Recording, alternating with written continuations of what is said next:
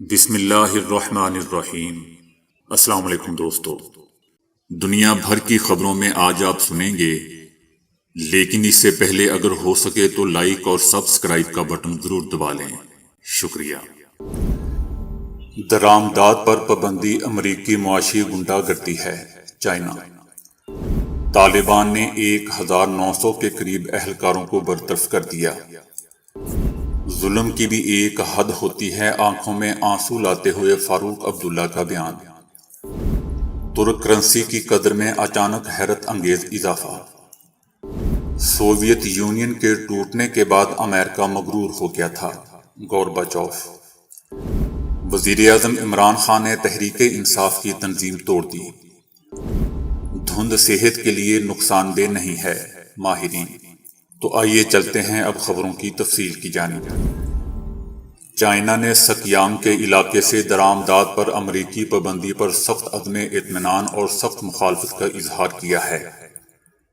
China نے امریکی کارروائی کو معاشی غنڈہ گردی قرار دیا ہے۔ امریکی صدر جو بائیڈن نے 23 دسمبر کو ایک اور جبری مشقت کی روک تھام کے ایکٹ پر دستخط کرتے ہوئے ایغور مسلمانوں سے جبری مشقت کروانے پر سکیانگ سے اشیاء درآمدات پر پابندی عائد کی تھی۔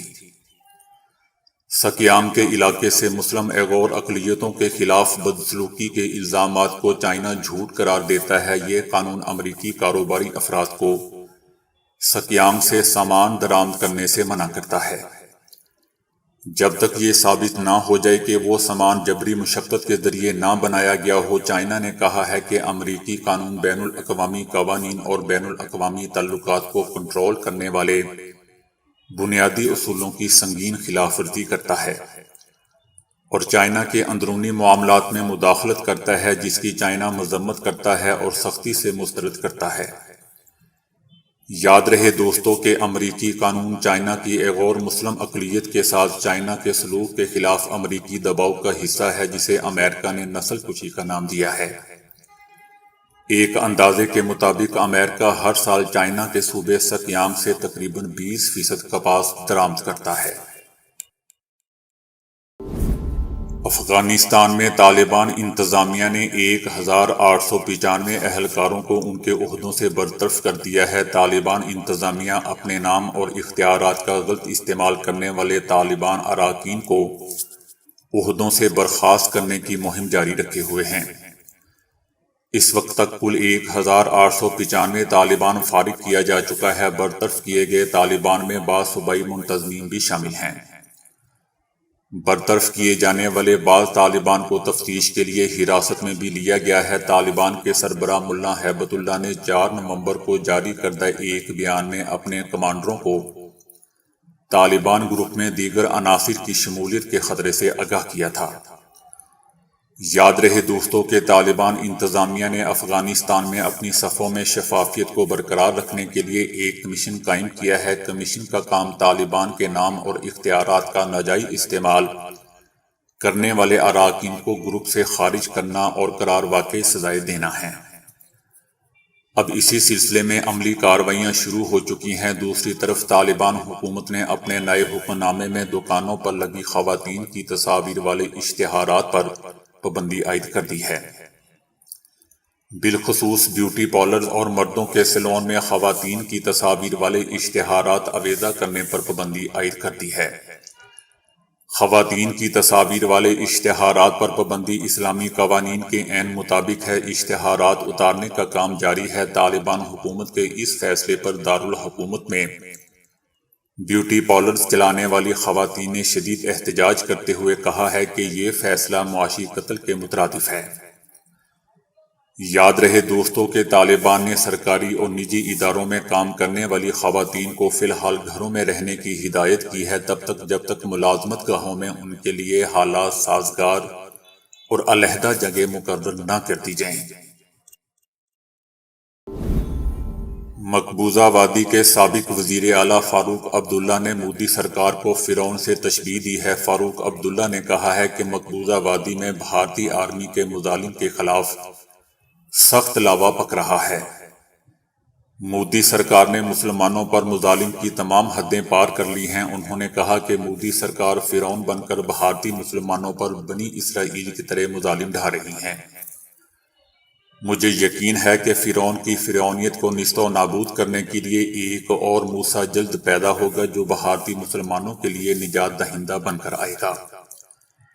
بھارتی نشریاتی ادارے کو آنکھوں میں آنسو لاتے ہوئے فاروق عبداللہ نے کہا کہ ظلم کی بھی ایک حد ہوتی ہے۔ گزشتہ سال مقبوضہ وادی میں آرٹیکل 370 ختم کیا گیا اور کہا گیا کہ مقبوضہ وادی کی بگڑی ہوئی صورتحال اس آرٹیکل کی وجہ سے تھی، لیکن اس آرٹیکل کو ختم کیے 1 سال سے زائد کا عرصہ گزر چکا ہے۔ مقبوضہ وادی اب پہلے سے زیادہ ظلم کی آگ میں دہک رہا ہے۔ اب مقبوضہ وادی کے وہ علاقے جو پرامن تھے ان میں بھی حالات کشیدہ ہو چکے ہیں، اور ان کا ذمہ دار کون ہے؟ اس کو ہٹانے والی مودی سرکار کی ناکام پالیسی۔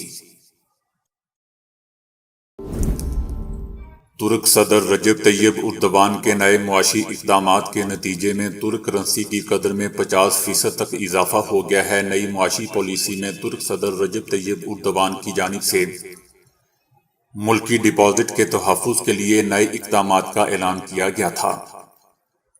ترک کرنسی کی مسلسل بے قدری بالآخر نہ صرف تھم گئی بلکہ اس ہفتے اس کی قدر میں حیرت انگیز طور پر اضافہ بھی ہو گیا۔ ترک کرنسی کی قدر میں مسلسل کمی کے بعد ترک صدر رجب طیب اردوان نے ترک عوام کے اوپن مارکیٹ سے ڈالر خریدنے پر پابندی عائد کر دی، جس کا نتیجہ یہ نکلا کہ ترک کرنسی کی قدر میں مسلسل اضافہ ہوتا چلا گیا۔ صدر اردوان جب سرکاری ٹی وی پر نئی اقتصادی تجاویز کا اعلان کرنے آئے تو اس وقت ترک کرنسی 10% کمی پر ٹریڈ کر رہی تھی۔ نئی معاشی پالیسی کا اعلان کرتے ہوئے ترک صدر نے ترک عوام کو اپنی بچت کسی بھی غیر ملکی کرنسی میں تبدیل کرنے سے روک دیا۔ اس سے پہلے ترک کرنسی تاریخ کی کم ترین سطح پر تھی، جس کے بعد طیب اردوان نے وزیر خزانہ کو عہدے سے ہٹا دیا تھا۔ ترک صدر رجب طیب اردوان شرح سود میں اضافے کے سخت مخالف ہیں۔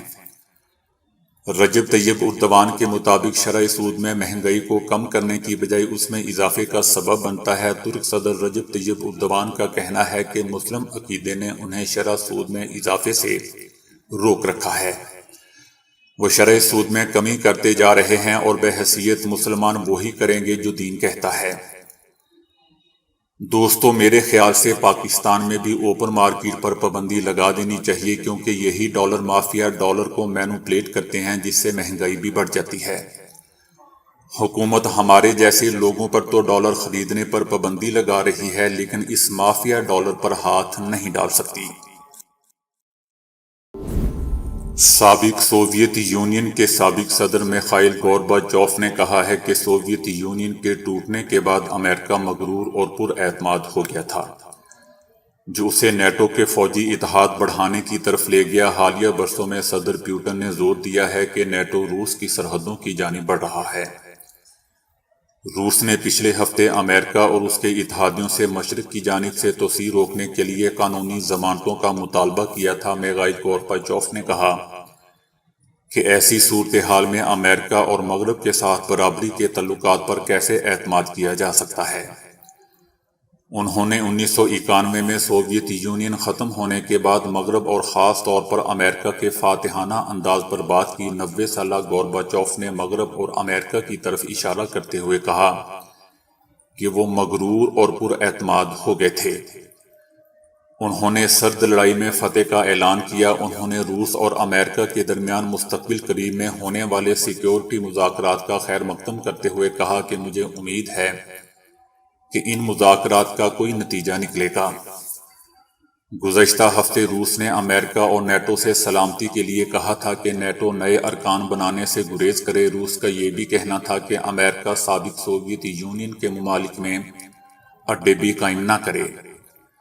دوستو، گورباچوف سوویت یونین کے صدر کے طور پر 25 دسمبر 1991 کو مستعفی ہوئے تھے، جب بیلاروس، روس اور یوکرائن کے رہنماؤں نے کہا تھا کہ سوویت یونین کا اب کوئی وجود نہیں ہے۔ وزیر اعظم عمران خان نے تحریک انصاف کی نئی تنظیم کا اعلان کر دیا ہے۔ پارٹی تنظیموں کی تحلیل کے بعد چیئرمین تحریک انصاف عمران خان نے تحریک انصاف کی نئی تنظیم کا اعلان کیا ہے۔ اسد عمر تحریک انصاف کے نئے سیکرٹری جنرل ہوں گے۔ پرویز خٹک خیبر پختونخوا، علی زیدی سندھ، قاسم سوری بلوچستان، شفقت محمود پنجاب اور خسرو بختیار جنوبی پنجاب کے صدور ہوں گے۔ یاد رہے دوستوں کہ وزیراعظم عمران خان نے خیبر پختونخوا کے بلدیاتی انتخابات میں شکست پر گزشتہ روز پی ٹی آئی کی تمام تنظیمیں تحلیل کر کے ایک نئی 21 رکنی آئینی کمیٹی تشکیل دی ہے۔ دوسری طرف فواد چودھری کا کہنا ہے کہ نون لیگ والے بوٹ پالش کا سامان لے کر کھڑے ہیں، کوئی بوٹ آگے نہیں کر رہا۔ فواد چودھری کا اشارہ آرمی کی طرف تھا کہ نون لیگ والے اب آرمی کی چاپلوسی کر رہے ہیں، لیکن آرمی کا کوئی بندہ یا فوجی ان کو گھاس نہیں ڈال رہا۔ فواد چودھری کا کہنا تھا کہ جو لوگ وطن واپسی کے لیے ڈیلوں کا انتظار کریں وہ سیاست میں ہمیشہ بونے ہی رہیں گے۔ فواد چودھری کا مزید کہنا تھا کہ نون لیگ پاکستان کا تاریک دور ہے، ہواؤں کا رخ اب نون لیگ کا نہیں، روشنی ہو جائے تو تاریکی ختم ہو جاتی ہے، اور پاکستان میں بھی یہی ہوا۔ ماہرین کے نزدیک ہوا میں دھند بذات خود انسانی صحت کو نقصان نہیں پہنچاتی، بلکہ اس نقصان کی وجہ ہوا میں موجود آلودگی، سموگ اور دھوئیں کا مکس ہو کر دھند میں شامل ہونا ہے، اور جب یہ سانس کے راستے نظام تنفس تک پہنچتی ہے تو پھر سانس کے ساتھ اور کئی بیماریوں کا باعث بنتی ہے۔